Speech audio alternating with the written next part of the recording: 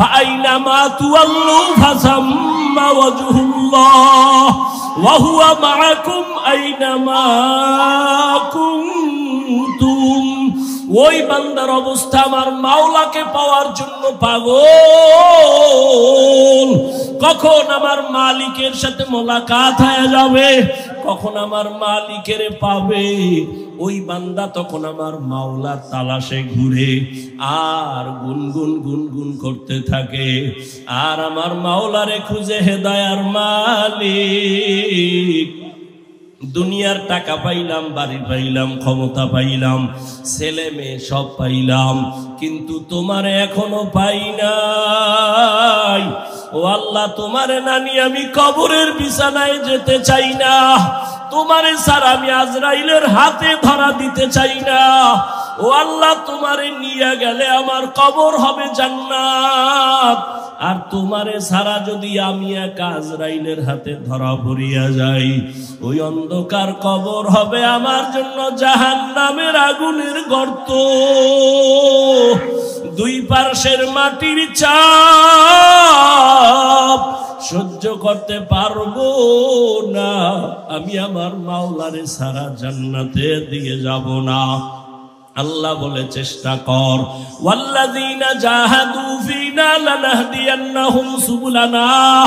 যে চেষ্টা করে আল্লাহ তার জন্য অনেক রাস্তা খুলে দেয়। আরে বান্দা, তুমি দৌড়াইতে থাকো, তোমার কাজ হলো চেষ্টা করা। আস-সাইয়ু মিন্নি ওয়াল ইতমামু মিনাল্লাহ। বান্দার কাজ হলো চেষ্টা করো। তুমি ডাকতে থাকো, ডাকা বন্ধ করিও না। এর একটা বাচ্চা যখন দেখবা মা মা মা বলিয়া ডাক দেয়, বাচ্চার দিকে কিন্তু মায়ের খেয়াল আছে, মা অন্য রুমে কাজ করে, কিন্তু বাচ্চার দিকে নজর আছে, ফাঁকে ফাঁকে তাকায়। হঠাৎ কইরা বাচ্চার মায়া বাড়তেছে, আম্মু কইয়া ডাক দিছে, আম্মা জান ডাক শুনিয়াও জবাব দেয় না। দেখে আবার ডাকছে মা, মা জবাব দেয় না। যত ডাকে মা জবাব না দিয়া কেন দেয় না? দুশ্মনী? কয় না না, বাচ্চা যতবার মা মা বলে ডাকবে মায়ের অন্তরে মজা লাগে। মা চায় আরো ডাক, আমি আরো মজা নেই, আরো ডাক, আমি আরো মজা নেই। যখন বাচ্চা একটু ডাইকা ডুইকা না পায় তখন কান্না শুরু করে, মায়ের অন্তরে মায়া আরো বাড়তে থাকে। বাচ্চা কান্না করে আর আম্মু কয়া ডাকে। এক পর্যায়ে বাচ্চা মাটিতে যখন গড়াগড়ি খায় তখন মায়ের মোহাব্বতের অন্তরে এমন জোশ, মা তখন কাজ ফালাইয়া বাচ্চারে গিয়া কোলের মধ্যে নিয়ে চুমা খায় আর বলে, বাবা কাঁদিও না, আমি তো তোর কাছেই আছি, এত কেন তুই পেরেশান হয়ে গেছো? ওরে আমার মাওলার তালাশে যারা আসে,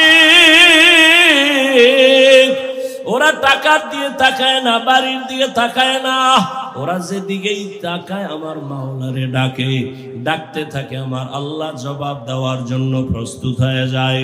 আল্লাহ মোহাব্বত বাড়ায়। বান্দা ডাকতে থাকো, ডাকা বন্ধ করিও না। এক সময় ডাকতে ডাকতে ডাকতে যত ডাকবা তত আল্লাহর মায়া বেড়ে যাবে। আমার মাওলার নাম ডাকো, আমার মাওলার মায়া তোমার উপরে চলে আসবে। এক সময় যখন তুমি ডাকতে ডাকতে পাগলের মতো হয়ে যাবা, এমন এক পর্যায়ে চলে আসবে দেখবা নাকে আমার মাওলার কুদরতের ঘেরান আসতে থাকবে। হিচে কাসদর মুলকে উ আম্বাজনে কৌলে উরা লাহনে নেই আওয়াজ নেই। ও আমার ভোলার যুবক বাবারা, ওরে আমিও মানুষ, তুমিও মানুষ, তবে সবাই কিন্তু প্রিয় মানুষ না রে বাবা। আল্লাহর কাছে প্রিয় মানুষ হও, আল্লাহকে চিনো, নামাজ পড়ো, রোজা রাখো, মা বাবার দোয়া নিয়ে চলো। তোমার মতো কত সন্তান জীবনে মাদ্রাসায় পড়ে নাই, আলিফ বা তাও শিখে নাই, স্কুল কলেজে পড়ে জেনারেল লাইনে, তারপরও নামাজ ছাড়ে না। র্যাব, আর্মি, পুলিশ, বিডিআরের চাকরি করে, নামাজ ছাড়ে না। বলো বাবা, তোমার কপালে কার বরদোয়া লাগাইলা? তুমি কেন পারো না? তোমার মতো যুবক জেনারেল লাইনে থাকিয়া রাস্তায় গাড়ি চালায়, নামাজ ছাড়ে না, তুমি কেন পারো না রে বাবা? বিবেকটারে জিজ্ঞাসা করো না, তোমার কপাল কেন খারাপ? তোমার মতো যুবক ওসি ডিসি এসপি নামাজি অভাব নাই, ডাক্তার প্রফেসর ইঞ্জিনিয়ারের অভাব নাই, তুমি কেন পারো না রে বাবা? তোমাকে তো আমি বলি নাই আমার মতো পাস করলি মাথায় দাও, আমি তো বলি নাই আমি কওমি মাদ্রাসার সন্তান, তুমিও কওমি মাদ্রাসায় যাও, যদি কওমিতে না যাও জাহান্নামে যাইবা বলি নাই। আমি তাবলীগের লাইনের সন্তান, আমি একবারও বলি নাই তাবলীগের লাইনে না গেলে জাহান্নামী। আমি পীর সাহেবের মুরিদ, একবারও বলি নাই যদি তুমি পীরের কাছে না যাও তুমি জাহান্নামী। বরং আমি বলবো তুমি স্কুলে পড়ো আলহামদুলিল্লাহ, চাকরি করো, ব্যবসা করো আলহামদুলিল্লাহ। তোমার মতো কত বান্দারা জেনারেল লাইনে থাকিয়া যদি নামাজ পড়ে, পর্দা করে, দাড়িওয়ালা, বলো বাবা তুমি কেন পারবা না? তুমি ডাক্তার হও বাধা নাই, তবে বেয়াদব হইও না। ইঞ্জিনিয়ার হও বাধা নাই, বেয়াদব হইও না। মা বাবার বরদোয়া নিও না, বেয়াদবি করিয়া শিক্ষকের বরদোয়া নিও না, বেয়াদবি করিয়া উলামায়ে কেরামের বরদোয়া নিও না। বরং দিলটা তৈরি করিয়া মা বাবার দোয়া নিয়া, শিক্ষকের দোয়া নিয়া, উলামায়ে কেরামের পরামর্শ নিয়া সামনে আগাও। ডাক্তার হলো তোমার জীবন সফল, ইঞ্জিনিয়ার হলো সফল। এরে আল্লাহর বান্দা, এখনো সময় আছে, তওবা করে নাও। ও পর্দার আড়ালের মা বোনেরা, আপনাদের সন্তানদের যত কথা শুনাই না কেন, আপনারা যদি দোয়া না করেন, চেষ্টা না করেন, সম্ভব হবে না। কারণ গাছ ভালো হলে সন্তান, ফল ভালো, সন্তান ভালো, মায়ের কারণেই ভালো হবে। এরে আম্মা জান, এই কারণেই যত দুনিয়াতে ভালো ভালো সন্তান আসছে মায়ের অবদানের কারণে। এ কারণেই তো আপনাদের অনেক সম্মান। নবীদের মায়ের মতো আপনারা দামি, সাহাবায়ে কেরামদের মায়ের মতো দামি। আপনারা তো আয়েশা রাদিয়াল্লাহু আনহার মতো দামি, খাদিজা রাদিয়াল্লাহু আনহার মতো দামি, ফাতেমা রাদিয়াল্লাহু আনহার মতো দামি, ইসমাঈল নবীর মা হাজরা আলাইহিস সালামের মতো দামি। এরে আম্মা জানেরা, আপনারা তো ঈসা নবীর মা মারিয়াম আলাইহিস সালামের মতো দামি। আপনারা তো বেঈমান ফেরাউনের স্ত্রীর নাম কি? এই আসিয়া এত বড় বেঈমানের ঘরে থাইকা আমার আল্লাহকে এতটাই আপন করে নিয়েছেন। আমার নবী বলেন কিয়ামতের ময়দানে আসিয়ার সাথে আমি মুহাম্মদের বিবাহ হয়ে যাবে। ও পর্দার আড়ালের আম্মা জানেরা, আপনার স্বামী তো ফেরাউনের মতো খারাপ না। আপনি কি পারতেন না 5 বেলার নামাজ পড়িয়া স্বামীর জন্য দোয়া করবেন? স্বামী দিনরাত কষ্ট করে দোয়া করতেন, আল্লাহ স্বামীর হায়াত বাড়াও, রুজিতে বরকত দাও। বাসায় আসলে নামাজের বয়ান করতেন, বুঝাইতেন, আর বলতেন স্বামী আমার, মা বাবার আদর মায়া সারিয়া তোমার সংসারে আসছি। জীবনের একটা দাবি, হারাম টাকা কামাই করবা না, হারাম মাল ঘরে আনবা না, হারাম খাইয়া আমাদের সন্তানের রক্ত নাপাক করব না। যদি বুঝাইতেন স্বামীকে, জীবনে হারাম মাল ঘরে আনতো না। এরে আম্মা জান, এখনো সময় আছে, তওবা করে নেন। আপনার মতো কত মা, কত বোন এখন এই অঞ্চলে আছে, নামাজ পড়ে, পর্দা করে, মোবাইলে সময় নষ্ট করে না, স্বামীর মাল খেয়ানত করে না। এরে আম্মা জানেরা কেন পারবেন না? বোনেরা কেন পারবেন না?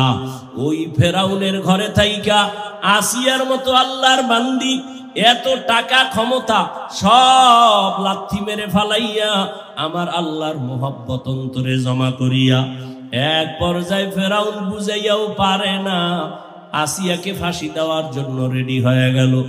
আসিয়া বলে আমাকে শুলিবিদ্ধ করো, মেরে ফেলো, কোনো দুঃখ নাই, তবে আমি আমার মাওলাকে ছাড়তে পারবো না।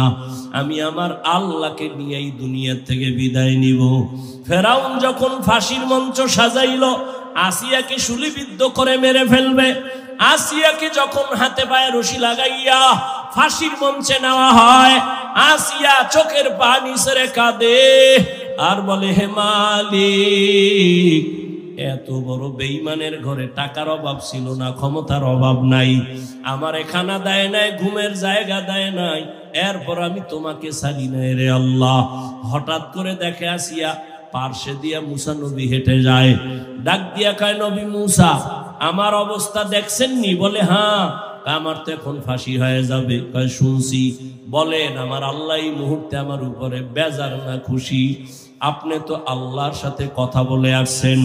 মুসা নবী বলেন, রে আসিয়া, আল্লাহ তোমার উপরে এখনো বড় খুশি।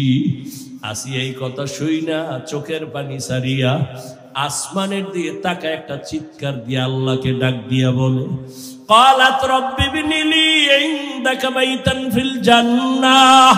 ডাক দিয়া কয়, ও আমার রব, ও দয়ার মালিক, এত বড় টাকাওয়ালার ঘরে থাইকা ঘুমের জায়গা পাইলাম না, খানাও আমাকে দিল না, আমারে কষ্ট দিতে দিতে আমারে শেষের দিকে নিয়ে আসছে।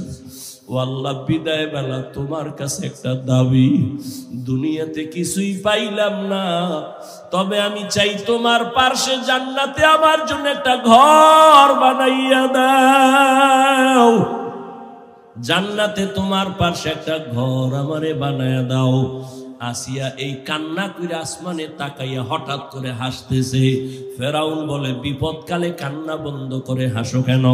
আসিয়া কয়, তুমি দেখবা না রে ফেরাউন, তোমার কলব নষ্ট। আমি ঈমানের পাওয়ার দিয়া তাকাইয়া দেখতেছি আমার মাওলা আমার দোয়া কবুল করেছেন। ওরে তুমি আমারে ঘুমের জায়গা দাও না, খানা দাও নাই, আমি তাকায় দেখি ওই জান্নাতের ঘর, ওই ছবি আমি দেখতেছি। আর আসমানে লক্ষ লক্ষ ফেরেশতা আমারে জান্নাতে নেওয়ার জন্য অপেক্ষা করতেছে। আমাকে তাড়াতাড়ি ফাঁসি দিয়া দাও, আমি আমার মালিকের মোলাকাতে চলে যাব। আর এই দুনিয়ায় থাকতে মনে চায় না। ও আমার যুবক বাবারা, মা বোনেরা, বৃদ্ধ বাবাজিরা, এখনো সময় আছে, তওবা করে নাও। মরিয়া গেল নামাজ ছাড়বো না, দাড়ি কাটবো না, বেপরদায় চলবো না, মা বাবাকে কষ্ট দিব না, শিক্ষকের বরদোয়া নিব না, ওলামায়ে কেরামের দোয়া নিয়ে নবীর তরিকা মেনে চলবো। তওবা করার মতো যদি নিয়ত হয়, মুনাফিকি না থাকে, খাঁটি তওবার নিয়ত যাদের আছে, দুটো হাত আল্লাহকে দেখাইয়া দাও।